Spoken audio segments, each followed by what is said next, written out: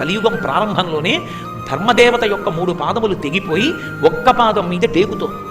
భూదేవి గోమాత రూపాన్ని పొంది ఏడుస్తోంది. భూదేవిగా ఏడవచ్చుగా, గోమాత రూపాన్ని పొంది ఏడవడం ఎందుకు? ఎన్నడూ హింసింపబడకూడని ప్రాణి అంటూ ఈ లోకంలో ఉంటే ఒకే ఒక్క ప్రాణి ఉంది, అదే గోమాత. అసలు అది ఎన్నడూ హింస పొందకూడదు. గోమాత హింస పొందిందనుకోండి, అక్కడ సుఖశాంతులు ఉండవు. గోమాత హింస పొందినటువంటి దేశంలో శాంతి ఉండేటటువంటి అవకాశము ఉండదు.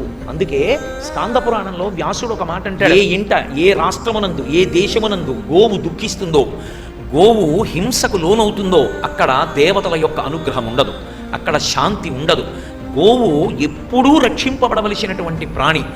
గోవు యందు పరమాత్మకి ప్రత్యేకమైనటువంటి శ్రద్ధ.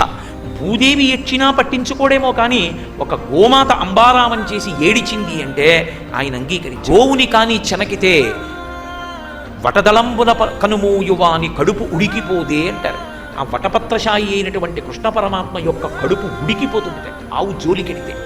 భూదేవి భగవంతుడు తన వైపు చూసి తన భారాన్ని తగ్గించాలన్ననాడు మొట్టమొదట ఏ రూపాన్ని పొందుతుందంటే గోరూపాన్ని పొంది ఏడుస్తుంది. గోరూపాన్ని పొంది ఏడిచిందా ఈశ్వరుడు అంగీకరించడు.